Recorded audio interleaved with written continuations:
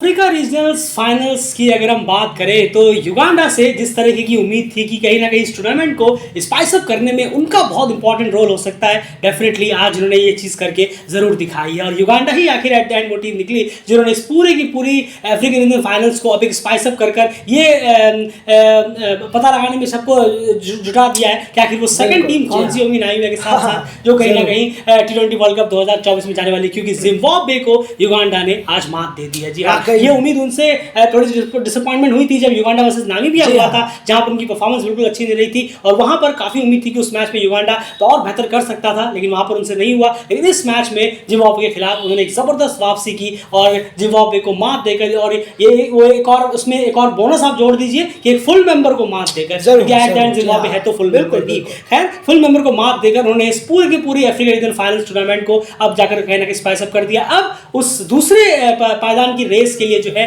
Kenya, Uganda और Zimbabwe ये तीनों मिलकर लड़ने वाले हैं और जो आखिरी तक जाएगा। आपको बता दें Kenya versus Zimbabwe, Namibia versus मेरे ख्याल से केन्या, ये दोनों मैचेस जो है वो नीचे जाकर हैं 29 या 30 के आसपास है, यानी अब ये डाउन द वायर जाएगा, टूर्नामेंट जाएगा और लास्ट डेट्स पर हमें जाकर कहीं ना कहीं पता चलेगा या फिर दूसरी वो टीम है कौन सी जो T20 वर्ल्ड कप 2024 में जाएगी। लेकिन वेल डन युगांडा, जिस तरह से परफॉर्मेंस टीम ने दिखाई है, जिस तरह की हार नामीबिया के खिलाफ मिली थी, उसके बाद जो वापसी की वो कहीं ना कहीं काबिल तारीफ है। सबसे पहले शुरुआत फेस बाय फेस कंपैरिजन से करते हैं, यहीं पर सारा मामला क्लियर हो जाएगा एनालिसिस की अगर हम बात करें। बिल्कुल, अगर 1 से 6 ओवर की बात करें तो जिम्बाब्वे ने 35 रन बनाए थे और 1 विकेट उनका यहाँ गिरा। वहीं युगांडा ने 25 रन बनाए और 2 विकेट यहाँ पर युगांडा ने गंवाया। वहीं 7 से 15 ओवर की बात करें तो 53 रन 53 रन यहाँ जिम्बाब्वे ने बनाए और 52 रन और 3 विकेट यहाँ पर जिम्बाब्वे के गिरे थे इस 52 रन को बनाते हुए मिड फेस पे 7 से 15 में। वहीं पर युगांडा ने 70 रन किए 7 से 15 ओवर में और सिर्फ 2 विकेट यहाँ उन्होंने गंवाया और ये फेस जो मिड फेस है ये युगांडा के नाम गया। वहीं पर डेथ फेस में 16 से 20 की बात करें तो 49 रन यहाँ बनाए जिम्बाब्वे ने 3 विकेट के नुकसान पर और वहीं पर युगांडा ने 43 रन बनाए 1 विकेट के नुकसान पर। ऑब्वियसली आखिरी फेस भी युगांडा के नाम रहा क्योंकि उन्होंने विकेट्स भी कम गिराए और साथ में उसी फेस में मैच भी लेकर चले गए। बिल्कुल सही कहा आपने। यहाँ पर अगर आप देखेंगे तो फर्स्ट फेस जिम्बाब्वे ने जरूर जीता, लेकिन सेकंड फेस यानी जो मैच का डिसाइडर फेस रहा वो था मिड फेस। मिड फेस को अगर आप नोटिस करेंगे जिम्बाब्वे ने मिड फेस में 9 ओवर में 9 ओवर होते हैं 7 से 15 के बीच में, जी हाँ 9 ओवर होते हैं, 9 ओवरों में उन्होंने यानी 54 गेंदों में सिर्फ 52 रन बनाए और 3 बड़े विकेट उन्होंने खो दिए। उसके कंपेयर टू आप युगांडा देखेंगे तो युगांडा ने उसी 9 ओवरों में 70 रन बनाए और सिर्फ 2 विकेट खोए हैं। ये मिड फेस का जो कहानी रही है ये कहीं ना कहीं युगांडा के लिए बहुत इंपॉर्टेंट रही है जब जिम्बाब्वे के कंपेयर में आप देखेंगे, और 2-1 से इस फेस में युगांडा ने कहीं ना कहीं जीत दर्ज की है। अगर हम यहाँ पर बात करें जिम्बाब्वे के टॉप स्कोरर्स की तो इनोसेंट कहा ने 23 बॉल में 23 रन बनाए, लेकिन जो मेन रहा वो रहा सिकंदर रजा, वन एंड ओनली। बाकी सब 5, 6, 10, 11 का कंट्रीब्यूशन रहा, लेकिन जो मेजर कंट्रीब्यूशन रहा वो रहे सिकंदर रजा जिन्होंने 39 बॉल में मेरे ख्याल से 48 करीब रन किए और यही एक लोन इनिंग थी जिसकी बदौलत क्या बाकी सब थोड़े बहुत कंट्रीब्यूशन कुछ एक्स्ट्रास की बदौलत टीम जो है कहीं ना कहीं 134 रन तक पहुंचने में कामयाब रही, जो कि बिल्कुल भी काफी नहीं था। जी हाँ, क्योंकि 134 रन हाँ ट्रिकी जरूर हो सकता था कि जिम्बाब्वे के बाद जो कुछ अच्छे बॉलर्स थे, एक्सपीरियंस जरूर था, काफी एक्सपीरियंस टीम वहां पर थी बॉलिंग यूनिट में, लेकिन फिर भी इतना भी बड़ा स्कोर नहीं था कि युगांडा सोची कह रहे हम तो मैच से बाहर है, ऐसा बिल्कुल भी नजर नहीं आया इस स्कोर को देखकर। एंड युगांडा की बॉलिंग की यहाँ बात की जाए, किस तरह की बॉलिंग रही है और किस तरह की टाइटनेस आज दिखाने में कामयाब रही है युगांडा? जरूर, दिनेश नकरानी ने 4 ओवर में 14 रन 3 विकेट लिए। हेनरी सैनियंडो ने बहुत बेहतरीन बॉलिंग कराई है, 3 ओवर में 29 रन, जी हाँ 25 रन 2 विकेट लिए। और ब्रायन मसावा जो कि कप्तान है खुद, उन्होंने 3 ओवर में सिर्फ 9 रन दिए हैं। तो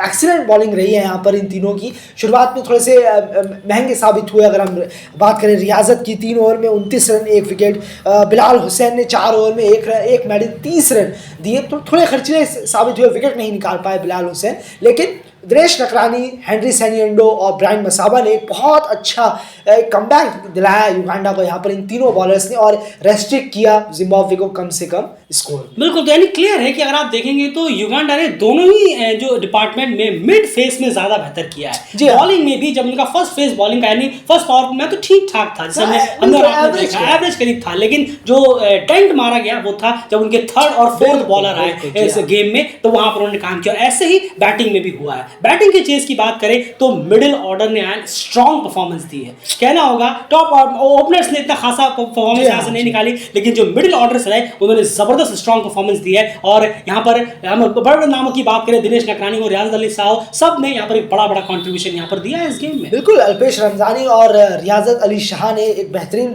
यहाँ जो तेजी के साथ जो कंट्रीब्यूशन दिया है, वरना अगर ये कंट्रीब्यूशन आप कहे रॉजर मुकासा की तरह रहता तो ये मैच युगांडा हार चुका होता। पार्टनरशिप के लिहाज से बहुत अच्छा था, एक स्टेबिलिटी दी, लेकिन भाई गियर भी चेंज करना है आपको, वो एग्जैक्टली किया अल्पेश ने और रियाजत ने, जो उन्होंने स्ट्राइक रेट को बढ़ाया। 28-29 बॉलों में दोनों ने अपने अपने रेस्पेक्टिव स्कोर्स किए, तो ये अपने आप में बहुत बेहतर है। वरना अदरवाइज अगर 35 बॉलों में 30 रन मारते या 35 रन ही मारते रन बॉल, तो ये 137 रन का टारगेट भी बहुत बड़ा टारगेट लगता है युगांडा के लिए। पर आज डे था युगांडा का, युगांडा के बैट्समैन्स का, जो कि उन्होंने बहुत बेहतरीन शॉट्स खेले कवर एरिया की तरफ, बहुत अच्छे शॉट्स भी खेले हैं, डाउन द ग्राउंड भी मारा है, हवाई फायर भी किया है। दोनों बल्लेबाजों ने बहुत बेहतरीन बल्लेबाजी रही है, दिक्कत ज़्यादा आई नहीं, खासकर इन दोनों बल्लेबाजों को, और रॉजर मुकासा ने एक अच्छी पार्टनरशिप भी दी थी। बिल्कुल सही कहा, यहाँ पर एग्रेसिव अप्रोच जरूर रहा है। एक चीज गौर करने वाली बात है, शुरू में अगर आप देखेंगे युगांडा के तो 2 विकेट है बहुत जल्दी गिर गए। ओपनर सैमसन से 1 रन बनाकर आउट, और मैं बात करूं अगर रौनक पटेल जो है वो 8 रन बनाकर यहाँ पर आउट हो गए। शुरुआत इतनी खासा नहीं रही, लेकिन उसके बावजूद भी युगांडा ने एग्रेसिव मोड जो है वो ऑन रखा, और यही इस जीत की सबसे बड़ी जो आप कहेंगे कि जो रीजन है वो यही निकल कर आया है। अगर आप देखेंगे उसके बाद रॉजर मुकासा एक तरफ से अपना विकेट बचाए हुए थे, लेकिन अल्पेश रमजानी लगातार हिट कर रहे थे। 26 बॉल में 40 रन खेले मारे उन्होंने 150 रन की स्ट्राइक रेट से। वहीं उसके बाद जब रॉजर मुकासा आउट हुए तो उसके बाद यहाँ पर संभाला रियाज अली शाह ने, उन्होंने भी 150 की स्ट्राइक रेट से रन किए। यानी कि जो अप्रोच, जो एग्रेसिव अप्रोच था, जो अल्पेश ने पकड़ा था कि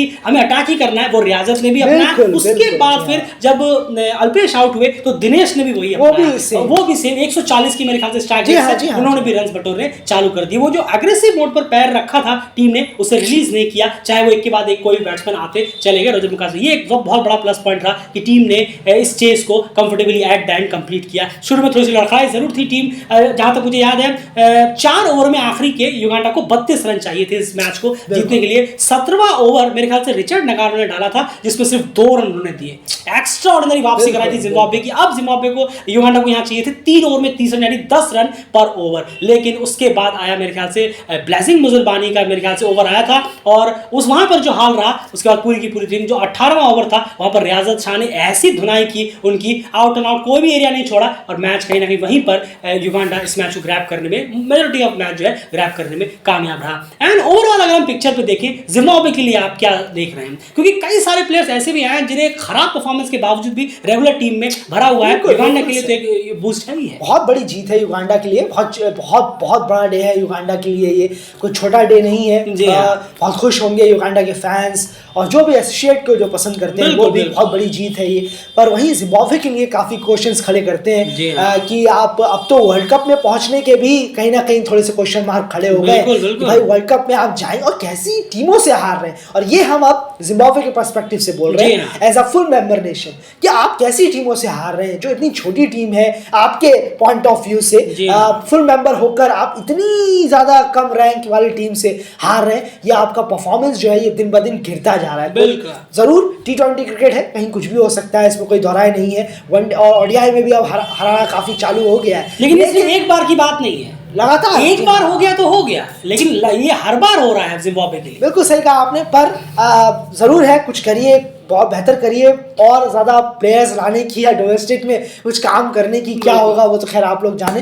पर युगांडा आप पे भारी पड़ा है आज के डे में, ये तो 100% साबित हो गया। बिल्कुल, क्योंकि वर्ल्ड कप क्वालिफायर में भी इतनी दमदार शुरुआत हुई, लेकिन एट द एंड टीम पहुंच नहीं पाई वर्ल्ड कप में। उसके बाद यहाँ पर भी जीत से ही शुरुआत हुई थी पहले मैच में, उसके बाद कहीं ना कहीं टीम जो हारी है, तो नहीं, जीत से शुरुआत नहीं हुई थी, हार से ही शुरुआत हुई। यहाँ पर तो हालत और ज्यादा खराब है। खैर, अब यहाँ पर बड़ा इंटरेस्टिंग बन गया है ये रीजनल फाइनल्स, देखना है कि अब दूसरी टीम कौन सी होगी। आप भी अपने कैलकुलेशन लगाइए, पॉइंट्स टेबल कुछ ही देर में आपके सामने प्रेजेंट करेंगे। कैलकुलेशन लगा के आप देखिए, सुबह हमने एक पोल भी डाला था कि कौन सी वो दूसरी टीम होगी नाइजीरिया के साथ जो पहुंचेगी। वहां पर 64% लोगों ने जिम्बाब्वे कहा, 32% ने केन्या, और सिर्फ 2% उस वक्त तक 2% थे जिन्होंने युगांडा कहा था। डेफिनेटली वो बिल्कुल अपनी जगह पर बिल्कुल सही थे, लेकिन आज जो परफॉर्मेंस युगांडा ने दिखाई डेफिनेटली हमें, आपको और सबको कहीं ना कहीं बेहतरीन सरप्राइज किया है और बेहतरीन परफॉर्मेंस निकाल के दिया। खास करके जो डिसअपॉइंटमेंट हुई थी नाइजीरिया के खिलाफ, उससे उभर कर टीम ने बहुत बेहतरीन परफॉर्मेंस किया है। Well done guys. उम्मीद अब एक और मैच सोचिए, केन्या वर्सेस युगांडा, क्या कमाल का मैच होगा वो देखते ही बनेगा। फिलहाल